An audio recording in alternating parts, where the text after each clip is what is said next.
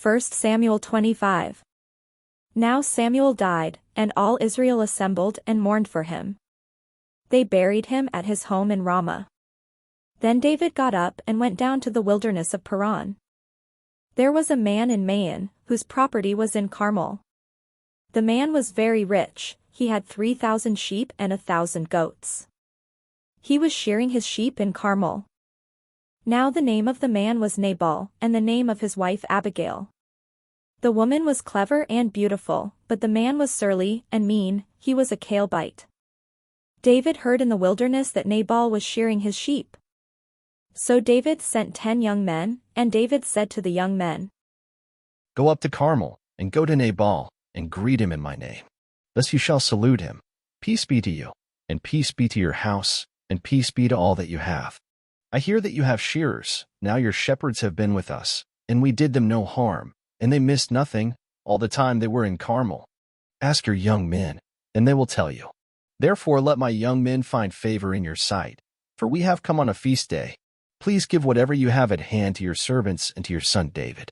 When David's young men came, they said all this to Nabal in the name of David, and then they waited. But Nabal answered David's servants, Who is David? Who is the son of Jesse? There are many servants today who are breaking away from their masters. Shall I take my bread and my water and the meat that I have butchered for my shearers and give it to men who come from I do not know where? So David's young men turned away, and came back and told him all this. David said to his men, Every man strap on his sword. And every one of them strapped on his sword. David also strapped on his sword, and about 400 men went up after David, while 200 remained with the baggage. But one of the young men told Abigail, Nabal's wife, David sent messengers out of the wilderness to salute our master, and he shouted insults at them. Yet the men were very good to us, and we suffered no harm, and we never missed anything when we were in the fields. As long as we were with them, they were a wall to us both by night and by day, all the while we were with them keeping the sheep. Now therefore know this, and consider what you should do, for evil has been decided against our master and against all his house. He is so ill-natured that no one can speak to him. Then Abigail hurried and took 200 loaves, 2 skins of wine, 5 sheep ready dressed, 5 measures of parched grain, 100 clusters of raisins, and 200 cakes of figs. She loaded them on donkeys and said to her young men, Go on ahead of me, I am coming after you.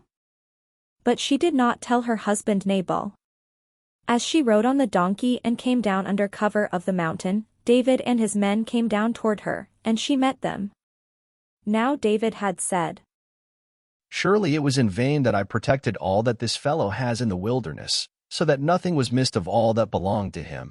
But he has returned me evil for good.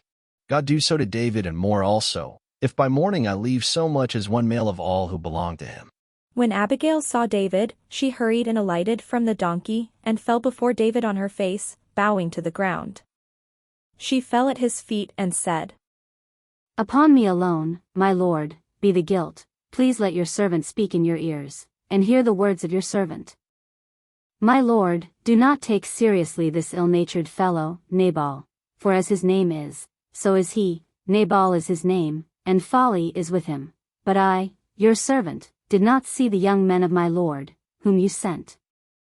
Now then, my lord, as the Lord lives, and as you yourself live, since the Lord has restrained you from blood guilt and from taking vengeance with your own hand, now let your enemies and those who seek to do evil to my lord be like Nabal. And now let this present that your servant has brought to my lord be given to the young men who follow my lord. Please forgive the trespass of your servant, for the Lord will certainly make my lord a sure house, because my lord is fighting the battles of the Lord, and evil shall not be found in you so long as you live. If anyone should rise up to pursue you and to seek your life, the life of my lord shall be bound in the bundle of the living under the care of the Lord your God, but the lives of your enemies he shall sling out as from the hollow of a sling.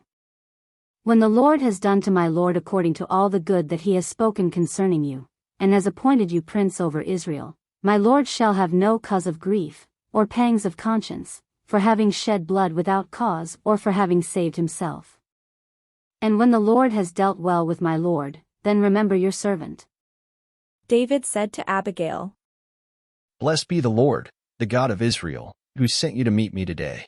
Blessed be your good sense, and blessed be you, who have kept me today from blood guilt and from avenging myself by my own hand.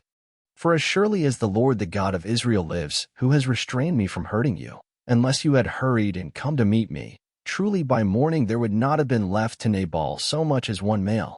Then David received from her hand what she had brought him. He said to her, Go up to your house in peace. See, I have heeded your voice, and I have granted your petition.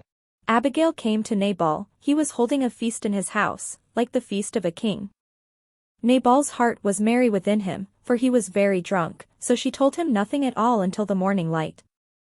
In the morning, when the wine had gone out of Nabal, his wife told him these things, and his heart died within him, he became like a stone. About 10 days later the Lord struck Nabal, and he died. When David heard that Nabal was dead, he said, Blessed be the Lord who has judged the case of Nabal's insult to me, and has kept back his servant from evil. The Lord has returned the evil-doing of Nabal upon his own head. Then David sent and wooed Abigail, to make her his wife.